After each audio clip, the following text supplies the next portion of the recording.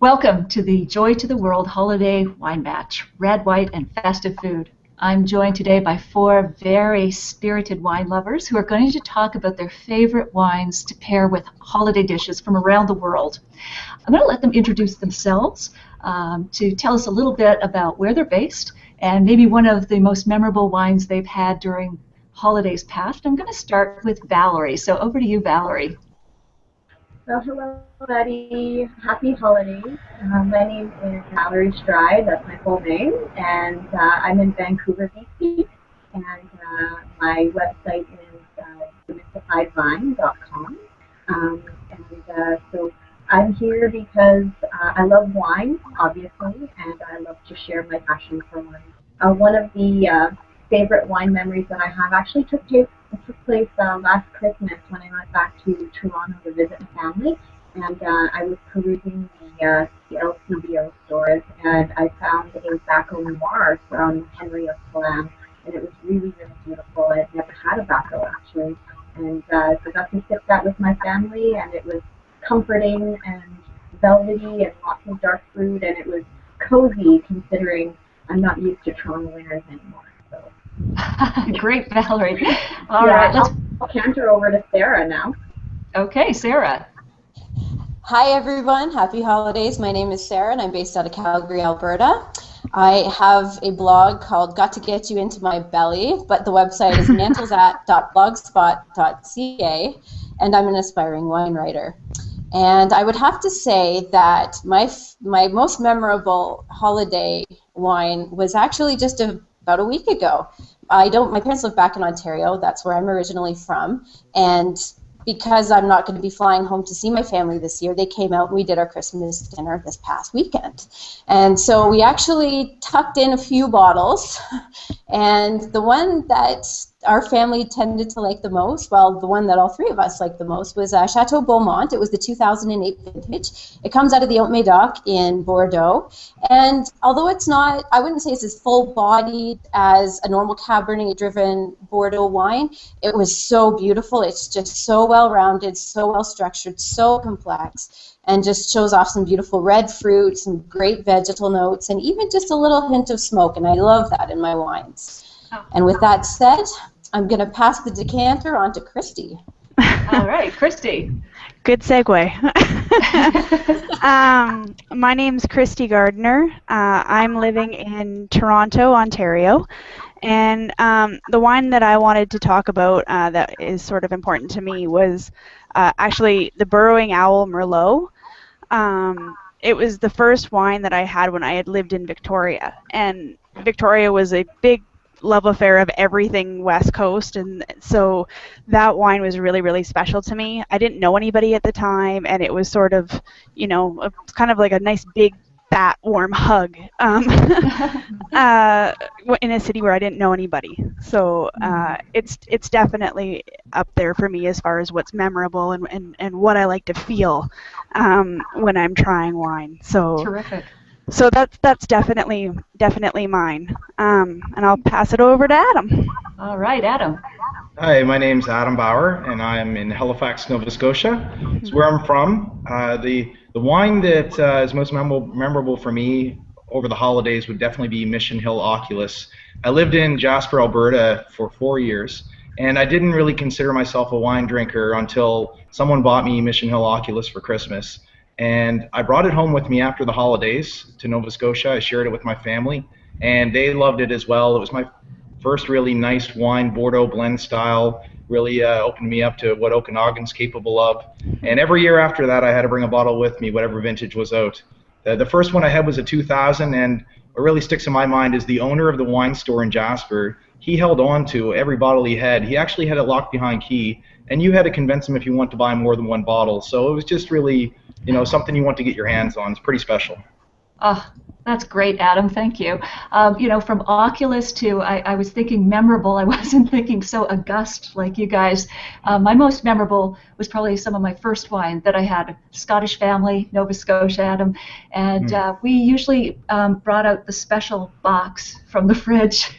It was the wine that, had been left over from Easter and was still going strong at Christmas because we were, beer and whiskey Scottish family. So that was a pretty memorable introduction to wine. Needless to say, I didn't get back to it till my late 20s. So anyway, well, we're all in a festive mood, and we're here, as I said, for the Joy to the World Wine Match. I just wanted to say a few things about how this one is different from the last one we did, which was all about Canadian wines. So this time round, we're going to nominate our favorite wines from around the world anywhere, including Canada, but they are going to be under $25, and we're going to match them up with holiday dishes from around the world, from different cultures and traditions.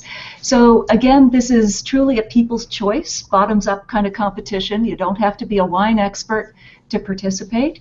And what we're trying to do is crowdsource or put together the ultimate holiday wine shopping list so that we can all, pour like Santa but save like Scrooge when it comes to entertaining or gift giving, that sort of thing. So we're going to go right back to the East Coast again, to you, Adam, and you're going to kick it off with the wine you've chosen for traditional roast turkey dinner. Yes.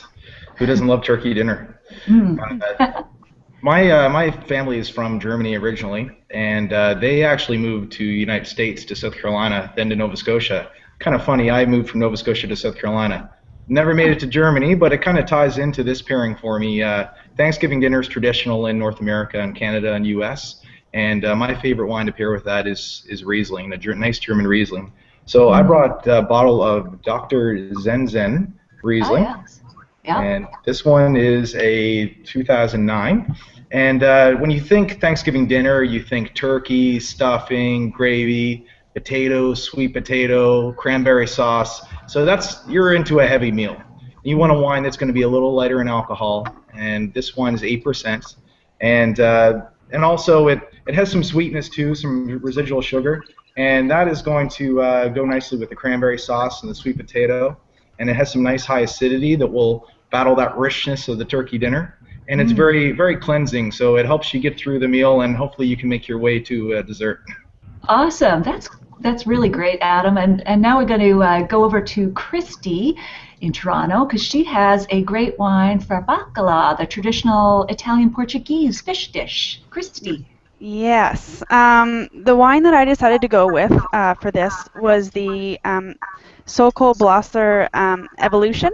It's out of Oregon, and it was by far, again, one of my favorite wines that I've had when I was living out on the coast. But it's got really great flavor. It's made out of 9 different varietals that vary from year to year based on what they get out of their crops.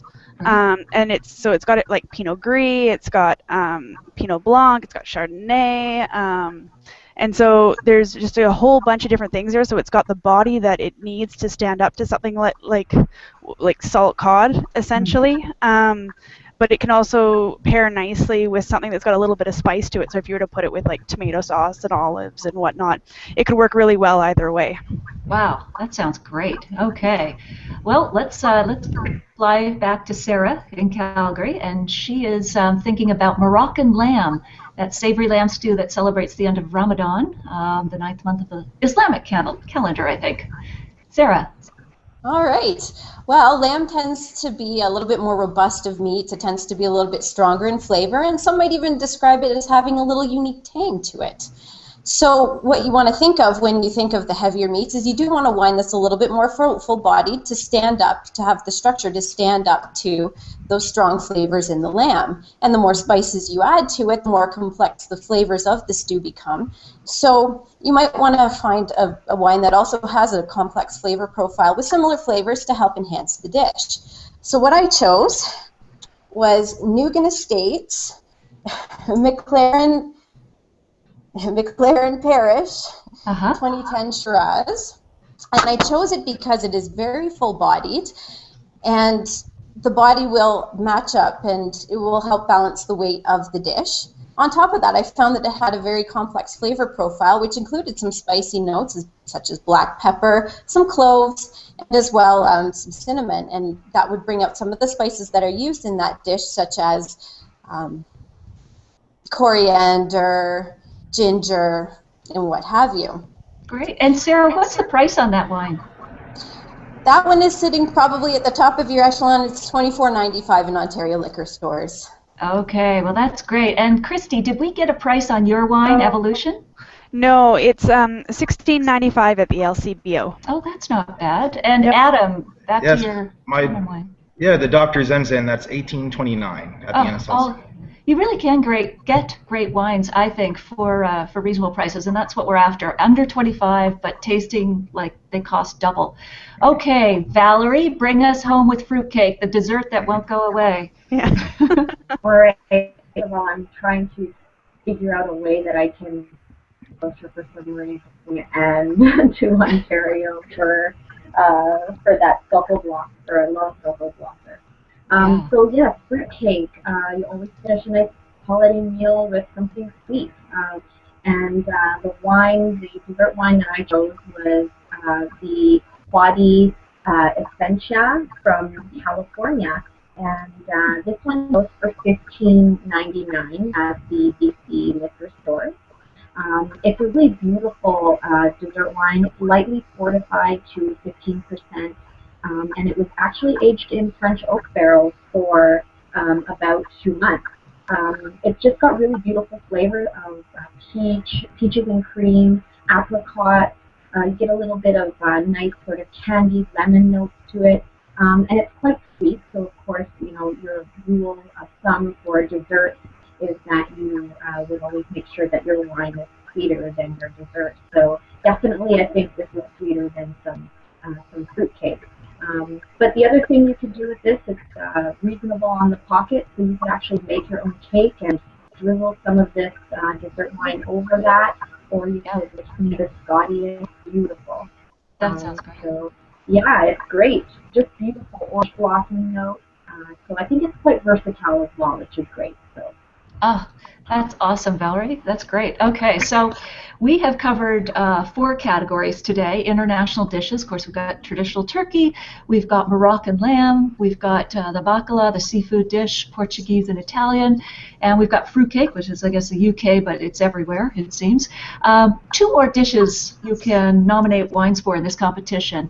Latkes, the lightly fried potato pancake, that's a Jewish specialty to celebrate Hanukkah, and collard greens, which is the African dish that's often part of the Feast of Kwanzaa. So, Adam, I'm going to go back to you, and maybe you can give me a pairing for those collard greens. And that's probably going to go for a lot of different veggies, too. Yeah, I would go with an Italian Moscato with this. It's not going to have too much acidity, so it's not going to overpower it, but it's going to have some nice sweetness. It will battle the bitterness of the greens. Okay, and you'll get great. some nice floral notes that will work well there, too. Awesome. And Sarah, if we're thinking latkes, the potato pancakes, got a suggestion for that? I do. I would be thinking, because I do find that potatoes have a little bit of an earthy flavor base, I might actually try to pair it with the earthiness of a Pinot Noir. Particularly from California, the 2009 vintage down there was considered a power vintage by Wine Spectator. And they're in the flavor base there, you have your red fruits, your vegetables, and your earthiness. So if you decided to serve your latkes with something else, it might also, transition into that dish as well.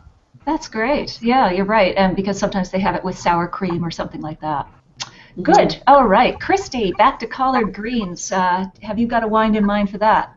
I do. Actually, I was thinking a lot of the time with collard greens or Brussels sprouts or any sort of those more like hearty green vegetables, a lot of the time you end up with something like bacon or pancetta or whatnot in there. So I was thinking what you could do is pair a sort of a lighter red. I was thinking specifically, I'm probably butchering this because I don't speak French, but it's okay. La Vieille Ferme. It's I think it's about $11.90 at the LCBO. It's super cheap. It's light. It's fruity. It's got some really nice notes of strawberry and whatnot on the nose. It's a really good pairing to put with vegetables, but it can also pair well with something that you might add to that, like the bacon or the pancetta. Oh, that sounds awesome. And we're going to post all of these wines that you're recommending as part of this video and a blog post that if folks are wanting to try the wines you're recommending, they'll be able to do so. So Valerie, let's go back to you for the Lac Keys, please. Okay, I am going to the Loire Valley in France. Let's go for some Sauvignon Blanc and some Sancerre, or definitely some Chenin Blanc. I think that the sort of minerality that you can find in those wines of Loire and the nice acidity of them would pair perfectly. It cuts a little bit of the grease with the Lac Keys, and I think it would just be a really nice sort of match. The potato and the minerality and the citrus notes in the wine. So. Wow, that's great. Thank you all. So just to wrap this up, you can start voting or nominating your favorite wines today. And you've only got 9 days to do this, so get in your nominations. You can vote for your wines daily. You can vote for wines in multiple categories. And then we'll go to a finalist showdown phase with the top 5 wines in each category. There are more details on the site, but ultimately what we want to come out of this with is a very festive feeling and a great shopping list of really tasty wines under $25 from around the world. So I hope you'll participate along with us and really get into the spirit of the season. So everybody, I want to just raise a glass with you. And wish you all the best for these holidays. Cheers. Cheers. Cheers. Happy holidays. All right, guys. Take care. Bye.